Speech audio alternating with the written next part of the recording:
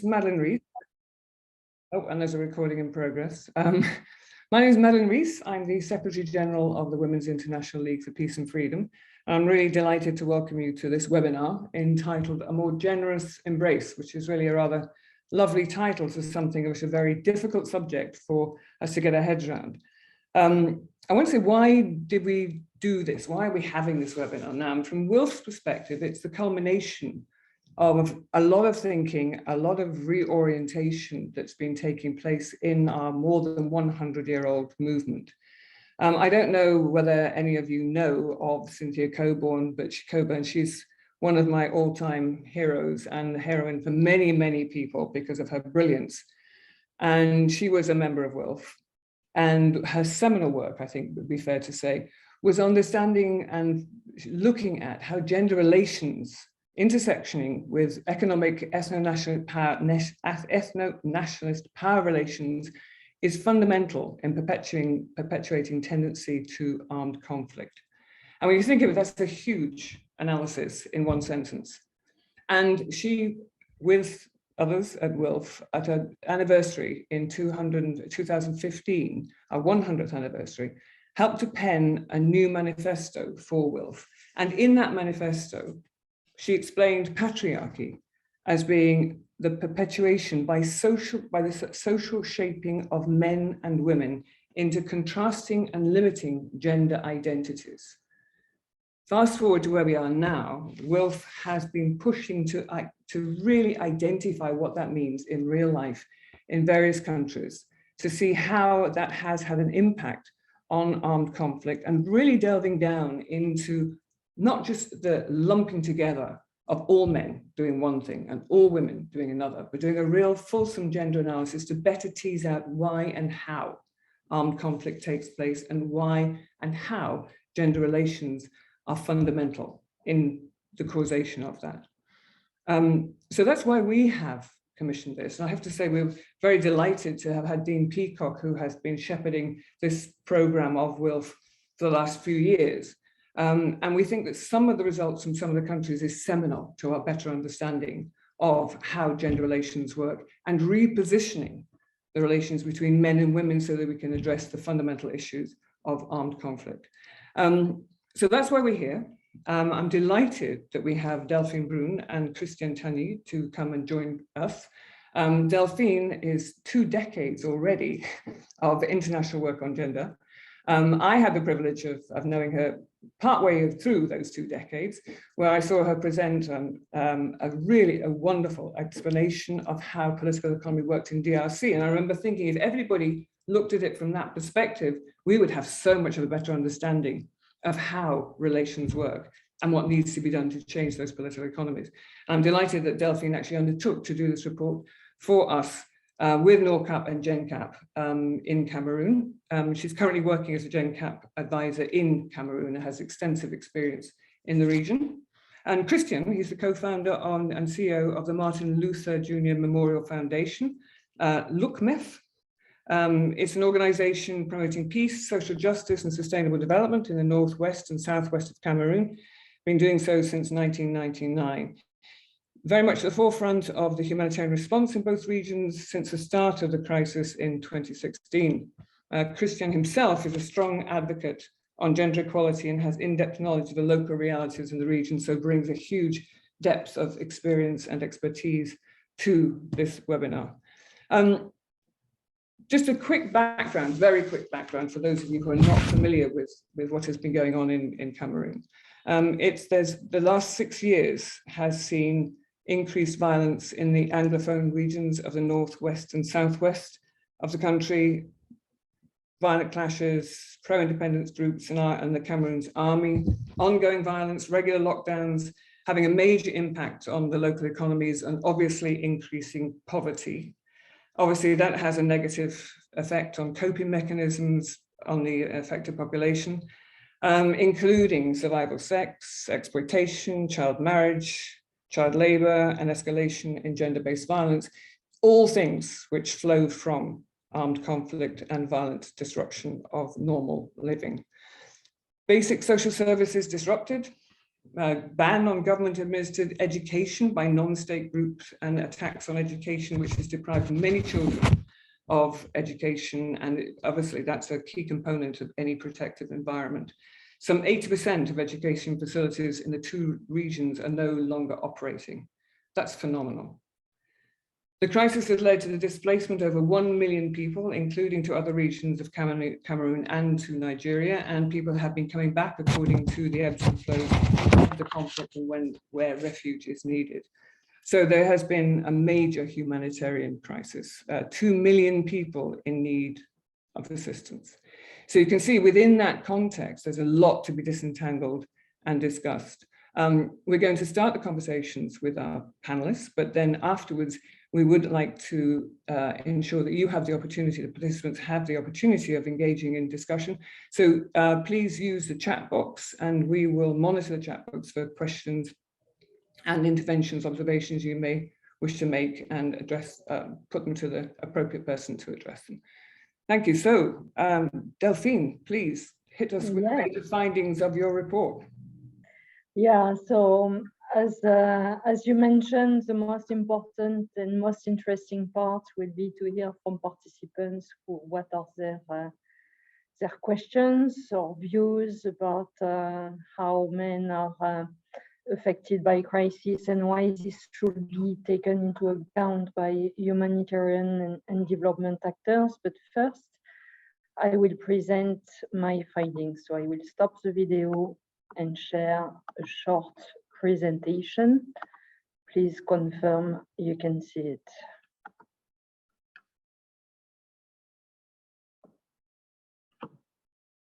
Can you see it?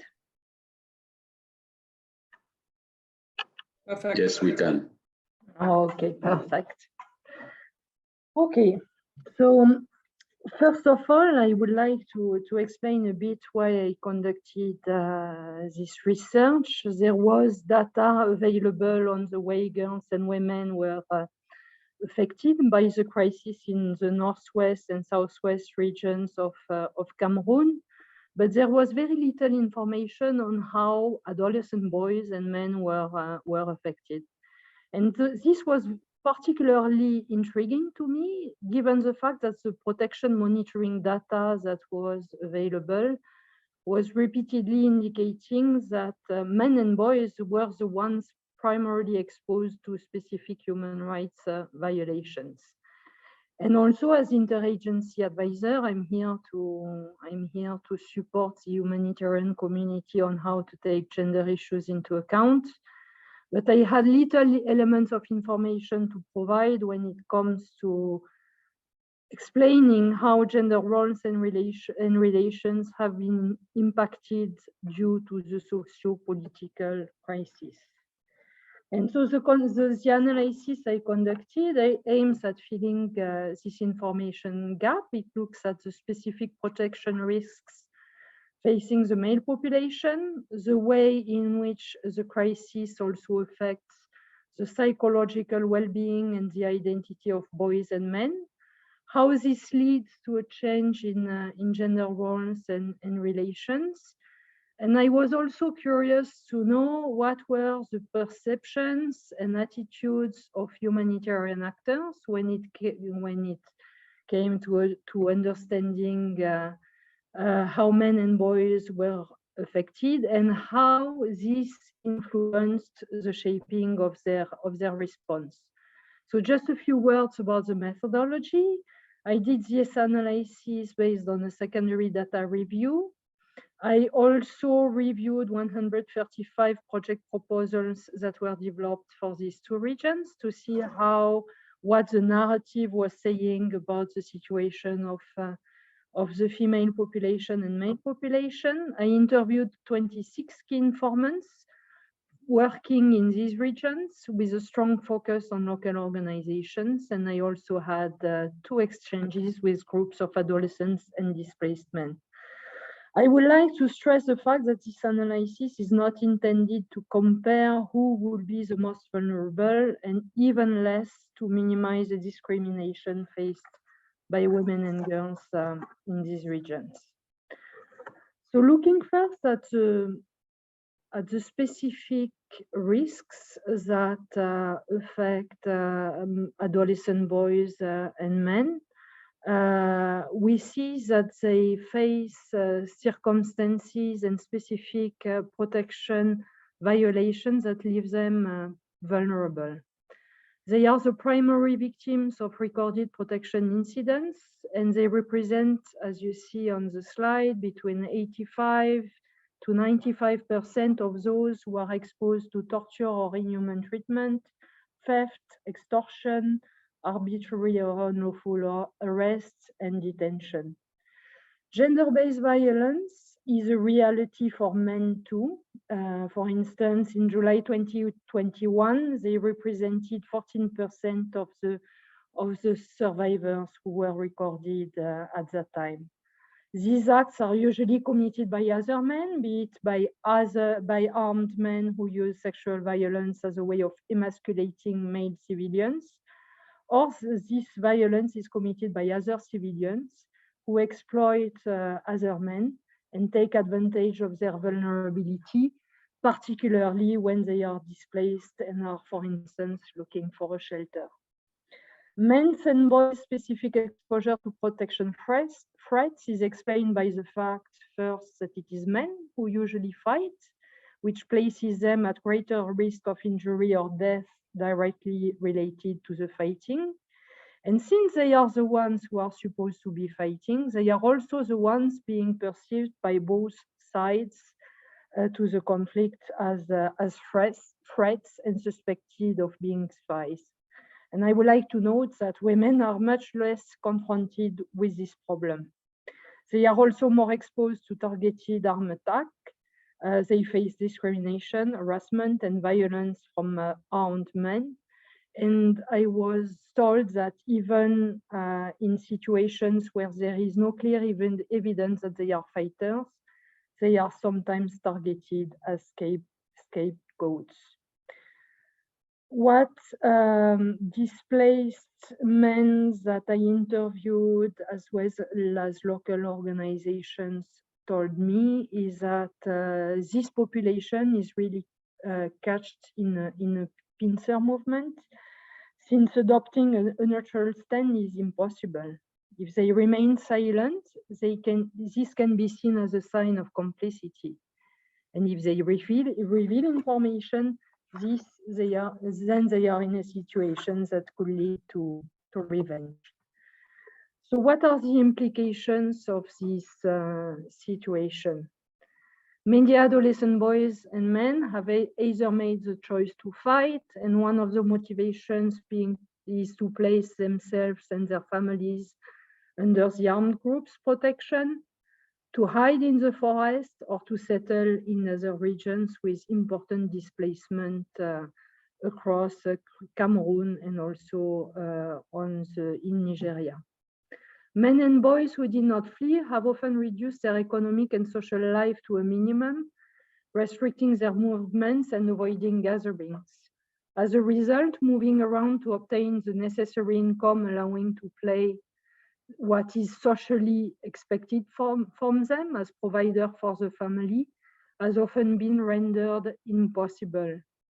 The lack of identity documents is also another challenge that men and boys face, given the fact that while women can usually navigate through checkpoints without having the required papers, men and boys are at enormous risk of being arrested.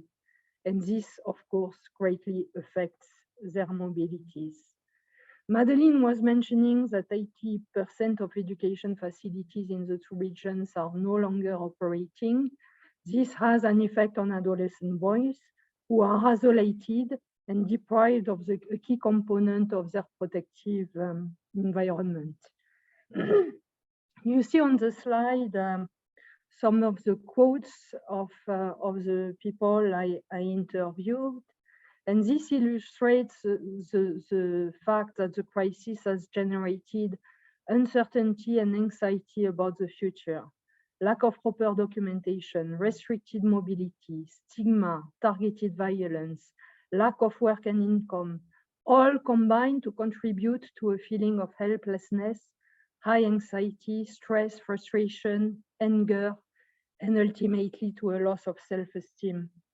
Men and adolescent boys feel depossessed of control over their life and future, and several medical organizations have told me about depression and addictions being on the rise.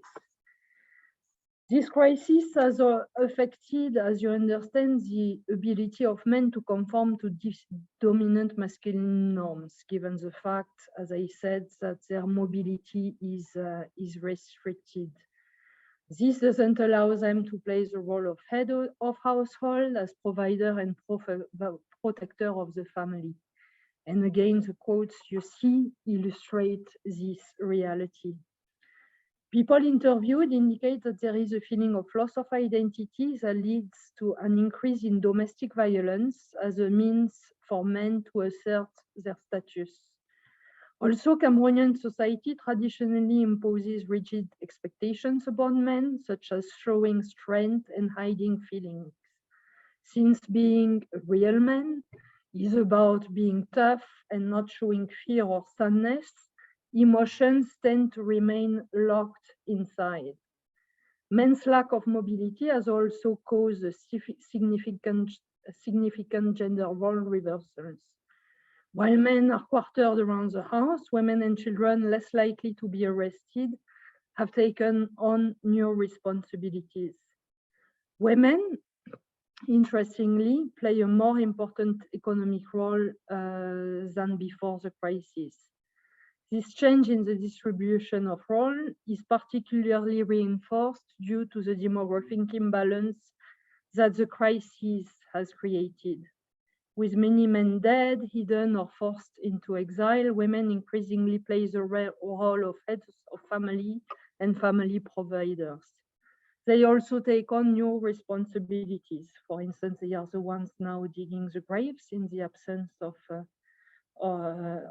young men in their community, and they are also taking part to family and community decisions in a more prominent manner than before the crisis. These changes sometimes give more decision-making power to women, but their increased leadership in local decisions is exercised informally, and the official functions of, for instance, village chief remain a male prerogative. This shift in gender roles particularly means for women a greater workload and a greater exposure to GBV, as they have to move around more often and further away. So now looking at the way humanitarian actors understand this reality, it's important to note that all the key informants I interviewed in the two regions say that there is too little attention that has been paid to date to how men and boys are affected by the crisis. As a matter of fact, there are different barriers affecting men's and boys' access to humanitarian assistance. There is first what I will call the Titanic effect. There is a common perception that women, children, and groups with special needs are systematically most in need due to gender discrimination, age, or disability. While recognizing the specific needs that gender inequalities generate is clearly a step forward, it also comes with its own pitfalls. It categorizes all women as most in need without recognizing their agency, or without recognizing also the fact that women are not an homogeneous group and can be affected differently. This also leaves little space for analyzing how women are disadvantaged or marginalized compared to men, and it finally prevents the recognition of men's and boys' marginalization and vulnerability. In a context of chronic underfunding, where difficult choices need to be made over who to assist, this also combined with the idea that men, while they are also affected, are capable and strong enough to cope with the situation unaided. In a similar manner, because men are seen as strong, there is a view that they cannot be victims of sexual assault, which generates, of course, issues in how they are taken into account in GBV programs. Supporting men and boys is also perceived as risky. Since the male population is suspected of being part to armed groups, providing them with specific assistance may cause the organization in turn to be suspected by the authorities.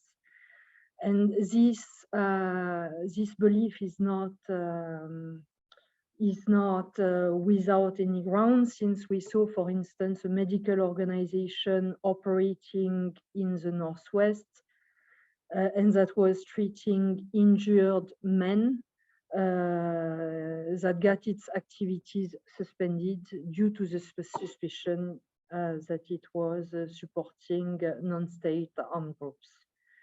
There is also the perception that assisting boys and men risks inadvertently putting more money into the hands of combatants. In a community, distinguishing between affected male civilians, spies, fighters can, of course, be difficult. So that generates a reluctance among humanitarian actors to include or even more have targeted activities towards adolescent boys and men. And this question doesn't arise when it comes to targeting women. Finally, the fact that many services have been designed with women and girls in mind. I'm thinking, for instance, of sexual and reproductive health services, of services on gender-based violence. The fact that they are designed for a female population creates additional barriers for men and adolescents in accessing these services, even if it's not a denial of access, but this generates a reluctance to use this type of services. Humanitarian actors' perceptions influence how vulnerable groups are prioritized. And so here you have on this slide the review of project proposals that I conducted, projects that were developed for Northwest and Southwest in 2021 as part of the humanitarian response plan. And this illustrates the perceptions that men are strong enough and that women and other groups should be prioritized. Since the female population is commonly considered as the most vulnerable, and because there is also the view that donors allocate special attention to gender and often assume that this equates with a focus on girls and women from donors' part, there are fewer projects meant to address men's situation. Out of 135 project proposals, the narratives discuss the situation of women and girls in 42% of cases, and it's as little as 8% discussing how men and boys are affected. In a similar manner, in the activities, 64% of the proposals include specific activities targeting women and girls, and this dropped down to 12% when it comes to having particular activities for men and boys for the reasons I just explained. As a conclusion, I'd like to stress the fact that whilst addressing violations against women and girls should remain a priority, it is essential too to pay greater attention to how crises impact society as a whole. It is time to acknowledge that men and boys also face specific discriminations and are particularly vulnerable in situations of armed crises. It's also important to move beyond focus on specific group of the population to examine the interconnections and relations between men, women, girls, and boys. When men are affected, women are the direct or indirect victims as an NGO staff was telling me. And let me just, as a conclusion, give you a few examples. When men are killed, arrested, or forced into exile, women grieve their loss and they face greater burdens and responsibilities with more frontline activities that place women's own safety at risk. Similarly, men's lack of economic prospects and inability to conform to unattainable models of masculinity affect their well-being and their sense of self-worth. They generate frustration, anger, and idleness, which could lead to addictions and mental illnesses and exacerbate protection risks for the broader community. There is evidence in the Northwest and Southwest that the distress men face has increased tensions that lead to a significant increase in violence against women. Addressing men's and boys' vulnerabilities, as you will understand, will generate positive outcomes for men themselves, but also for women and for the broader society. And I'll stop there. Delphine, thank you. What a difference it makes if you do a real gender analysis and look at it from a different angle than the traditional one. I think that was really quite revelatory. Christian, you've been working in the region on these very issues on humanitarian response and so dealing with the socio-political crisis, as I said at the beginning, for nearly 20 years or more. My maths is bad. From your observations, would you like to tell us how you think the situation has affected men's identities? Has it shifted gender roles, and how has it impacted gender relations? Yes, thank you very much. As Delphine said, the situation on the ground has shifted significantly in terms of how the crisis has affected the way men and women used to interact and live to constitute the community structure. And so there is now a significant shift in these dynamics that has resulted in a complete destabilization of the community structures, therefore increasing, because it has increased significantly, the vulnerability of men and their struggle to build up, and inability, the destruction of everything around them and lack of support structures also therefore means has seen a lot of responsibilities being shifted now to women, and women themselves with this increased burden also begins to get even also more vulnerable to other situations within the two regions. So that's actually the shift in the dynamics now in the Northwest and the Southwest region.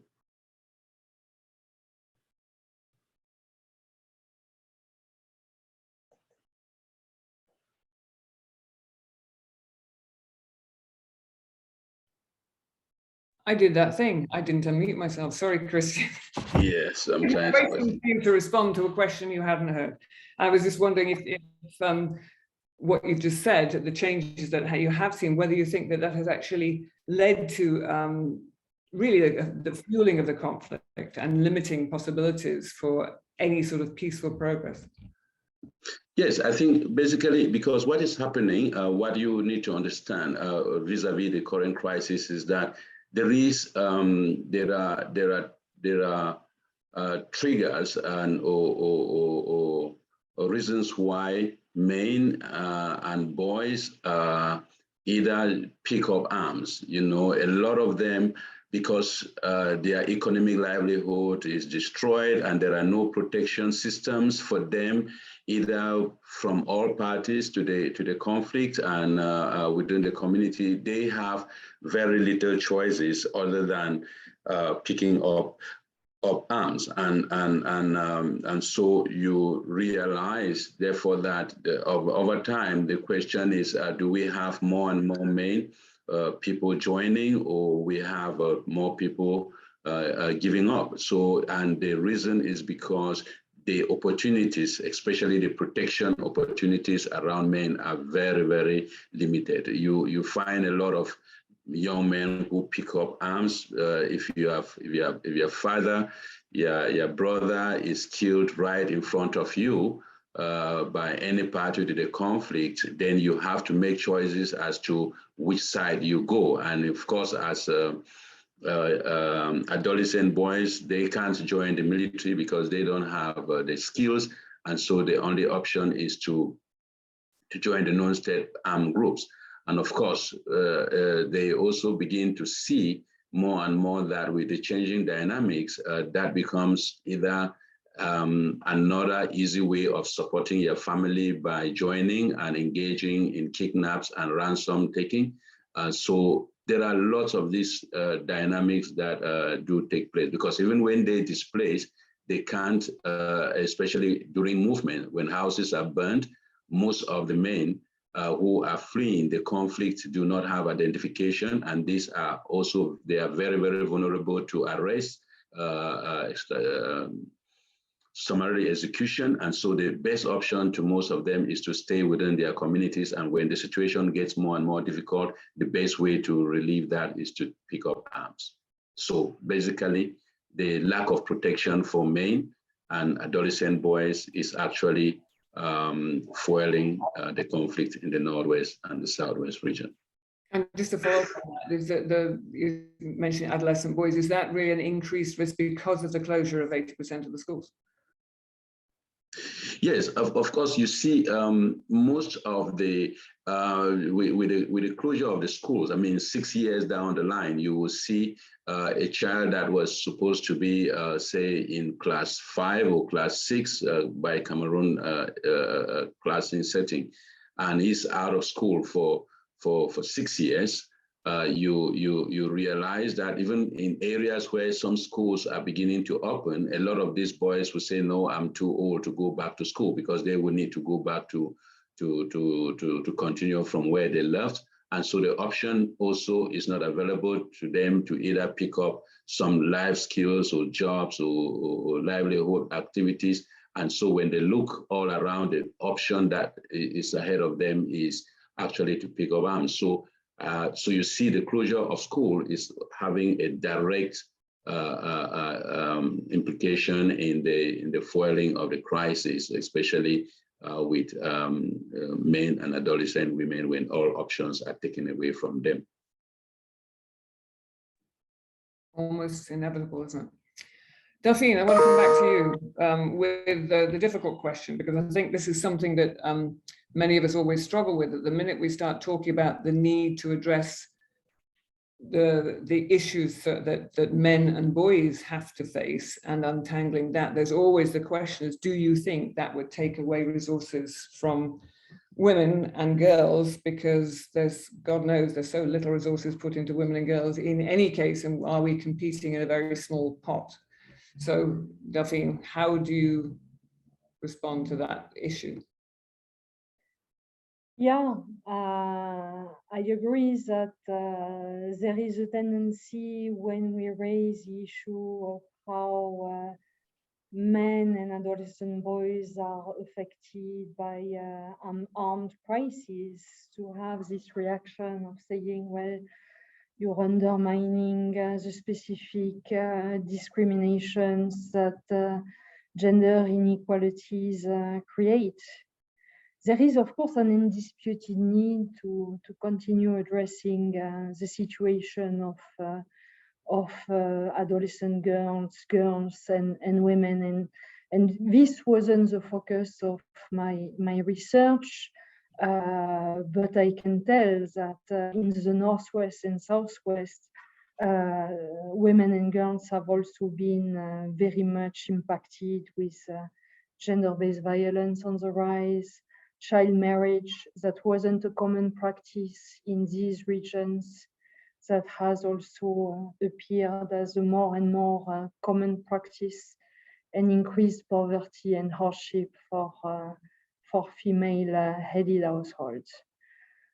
But the way I would answer to this point is that when we look at the challenges that women and girls are facing, we can see that these are interconnected with the difficulties that men and boys are facing themselves. So we cannot look at the situation of affected populations in silo. For instance, the systematic targeting of men by armed individuals and the scale of abuses that they face in these regions affect their mobility, their livelihood, their sense of dignity. But in turn, this also affects women in their family and in their communities.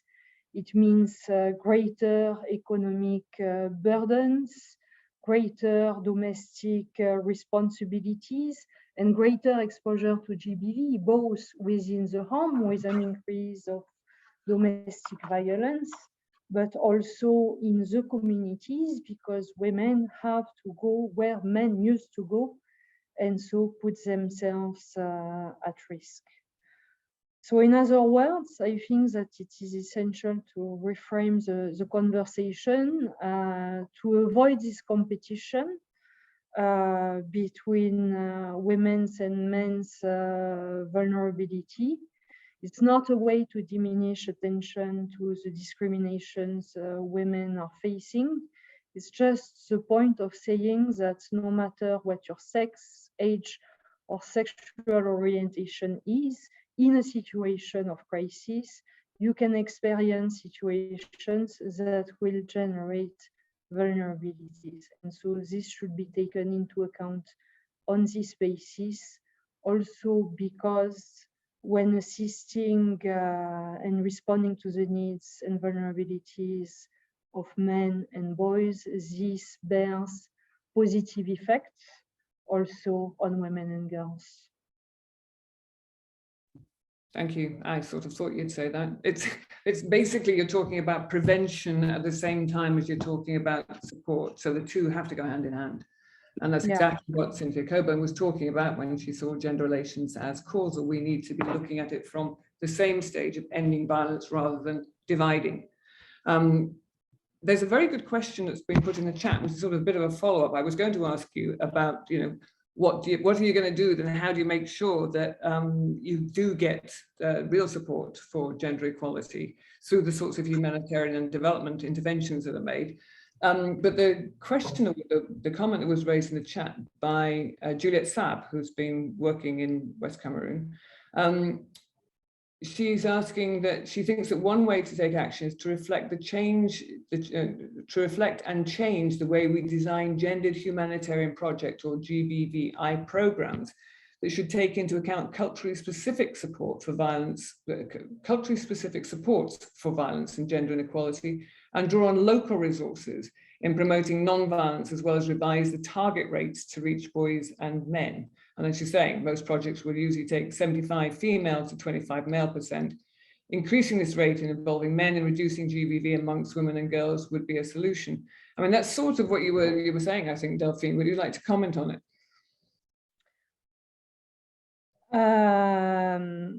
She's basically suggesting to include more men and boys in actual programs and to conduct culturally sensitive prevention. Is that, am I understanding? Yeah, that's what I'm getting from the comment in the chat. Yes, to actually target more, to look at the way that the programs and projects are designed so that they are way inclusive, which is what you were referencing in your. Yeah. Sorry. Yeah, I think it would be particularly important for the types of programs that have historically targeted women and girls. It's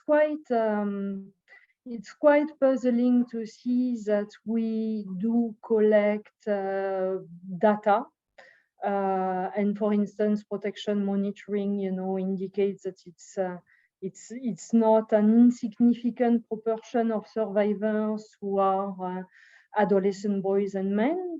but then it doesn't translate in how programs are developed, designed, and how different categories of the population are targeted. And GBV responders themselves doubt or question the feasibility that a man could be a survivor of GBV. So yes, understanding how they can be access these services as survivors, but also, of course, working with both women and men to promote non-violent models of manhood and see how we can reinforce gender equality both within the home and in the communities. Thank you. Christian, can I get your comments on that as well, together with if you think this is part of a way which would increase possibilities of moving towards some peace and reconciliation? Yes, I think first, when we talk about, in terms of humanitarian service delivery, that is supposed to be purely based on need. This simple principle requires, therefore, that everybody who is affected by the crisis gets a fair level of services, including protection. And this anybody can also includes men and adolescent boys. And so, yes, a good level of inclusion of protection services or general services, humanitarian services for women and men and boys, that we are looking at a holistic approach of service delivery and how it impacts the general household and the community towards moving towards either community social cohesion and gradual transition to peace needs to be seriously considered. Unfortunately, we also see that a lot of the actors on the ground, especially some of the agencies and NGOs that at times are also being suspected highly by the state, find it a little bit risky to engage in certain type of response, even if they genuinely know that that is the right thing to do. They are very protective of their status back in the country, and so they do let go certain things, not necessarily because they do not know that it is important to do or that it is wrong to let go, but they do some level of comparative assessment of the risk they may run if they engage in certain in addressing some of these questions. To me, therefore, I think it takes us now to the need to strengthen localization because we with a lot of Cameroon has a lot of civil society organizations registered, small, medium, and big, and these organizations are littered all over the country and all over these two regions, and they are doing great work. At times lack a lot of visibility and guidance and mentorship to be able to get them deliver or even to document and bring visibility to what they are doing. These local organizations, I think, they can play a very key role in standing the gap when there is this fear of cost. I can say that 2016, 2017, when the crisis was really at its peak in terms of fighters not understanding anything about humanitarian response and the government, the state armed forces not understanding a lot of this. The environment was tense. The only institutions that stood the gap then were the local organizations. Of course, many of the UN agencies and the NGOs, based on their own protection level for their staff and stuff, also increased the limit movement of their own staffs, and the only vehicles over which a lot was done are the local organizations. Consequently, and of course, they have a good mastery of the region and have a high level of acceptance among both parties to the conflict, and that this conversation needs to be taken more seriously and integrated in their discourse. But away from that, we also need to look at the way the SCT and all the humanitarian coordination mechanism embraces this concept generally, because if it is one particular agency or one particular organization, it's very easy for this to be seen. But if there is a lot of communication, especially with using evidence-based advocacy to show that discrimination against men and boys in access delivery, especially protection services, is actually fueling the crisis, that may go well with the government and open more grounds for this to be properly integrated in the humanitarian response, and as well as towards building baby steps towards resolving the conflict. Chrissy, can I ask a follow-up on that? Because with the localization, is it your opinion that the local NGOs do actually embrace the sort of analysis that Delphine's put forward? Yes, I totally agree with that. They do.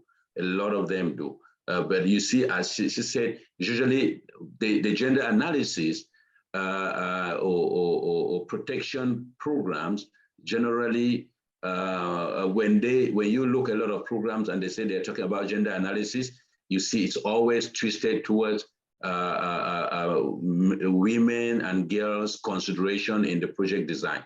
It doesn't balance the definition of gender analysis, and this is also understood by many of the local organizations. And of course, mindful that many organizations are going towards resources, they are also conscious of the fact that by doing a more balanced gender analysis, you may run not seeing your project funded, because a lot of the perception is that protection, generally more of protection is about women and girls. And so people tend therefore to tailor their gender analysis to meet the current acceptable narrative. But if you talk to a lot of civil society on the ground, they will tell you on a day-to-day, even the protection monitoring, if you look at the incidents within the protection monitoring reports, you see there is a lot that is happening to men and adolescents.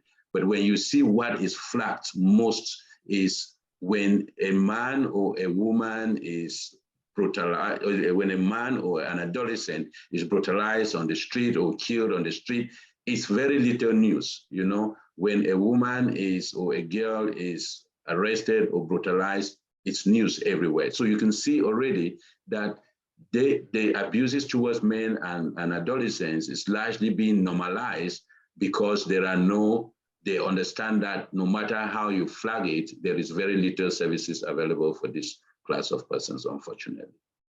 Yeah, so you just underlined Delphine's point really about the institutionalization of women as victims and men not experiencing the sorts of violence to which they are exposed to in the way that you described.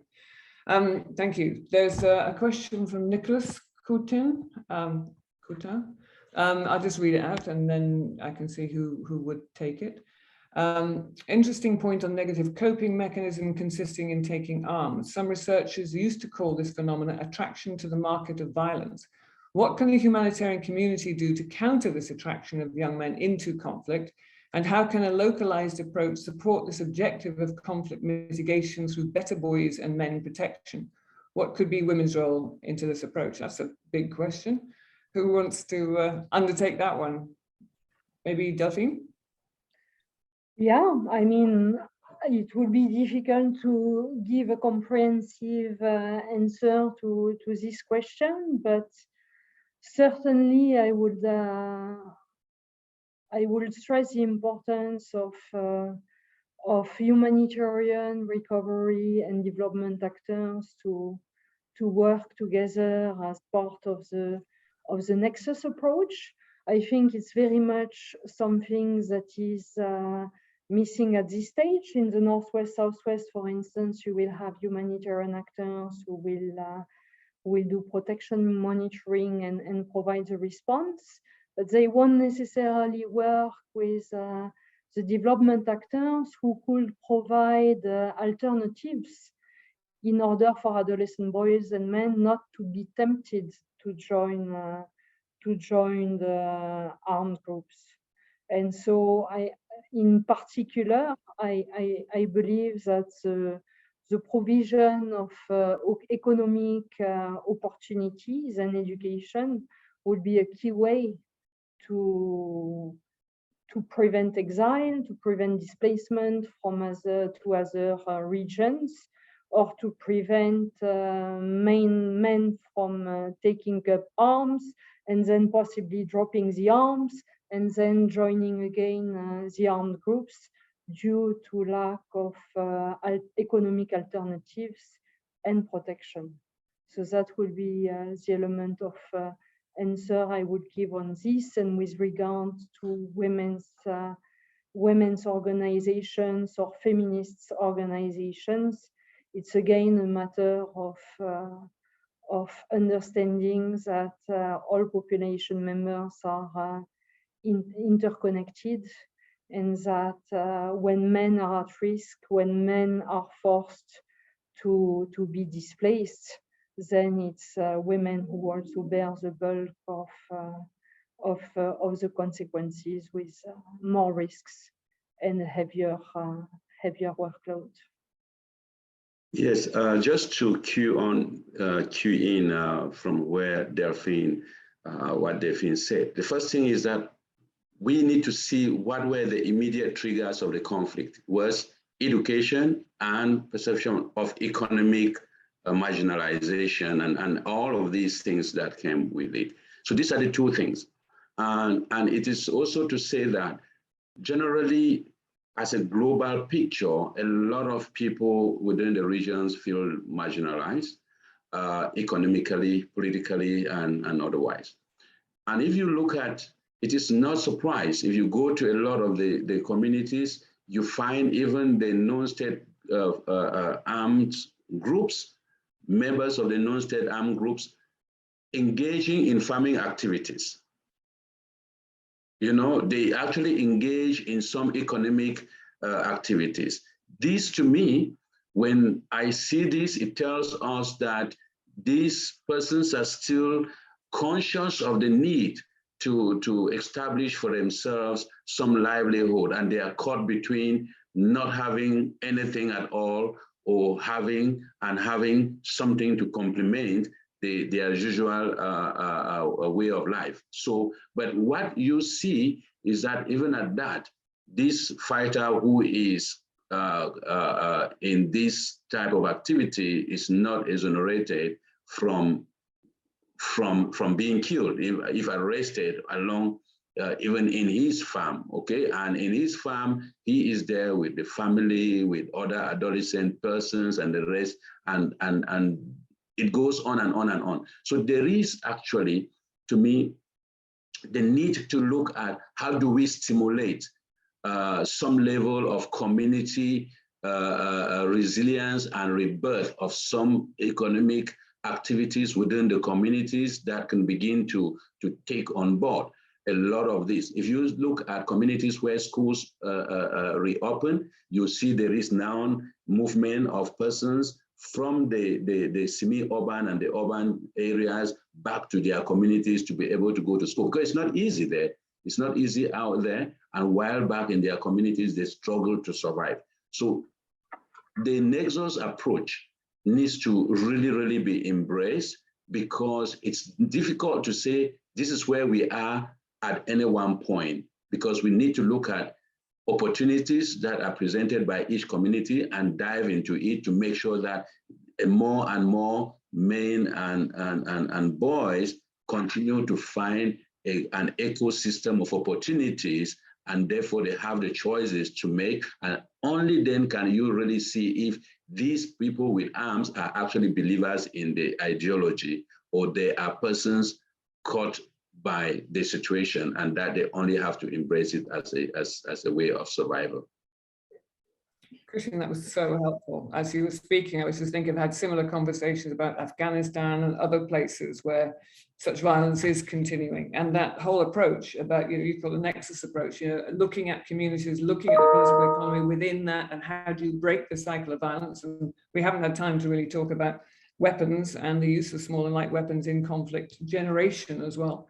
But unfortunately, I think we are out of time. So I just want to thank you both very much for contributing. Delphine, for your excellent report. And I think it's groundbreaking in as much as it enables us to look from a different perspective. Finally, we have been looking at the whole issues of conflict very much from this patriarchal zero-sum game approach. And it's led us into the perpetuation of more and more violence. And I think the comments from both of you today have shed a lot of light on how that continuation of that narrative means that we're never going to end conflict. So by doing Cynthia, not Cynthia Coburn, Cynthia Enlow's feminist spotlight on what needs to be done, we can shift that narrative and do exactly what you were saying there, Christian, in terms of focusing it on the communities and how do we break these cycles of violence. Delphine, a last comment before we have to turn. Yeah, just the last comment about the question we had. I just wanted to highlight the work that WILPF has been doing and referring participants to the excellent report that was written that you can find on internet, Engaging Men and Boys for Peace Building in Cameroon.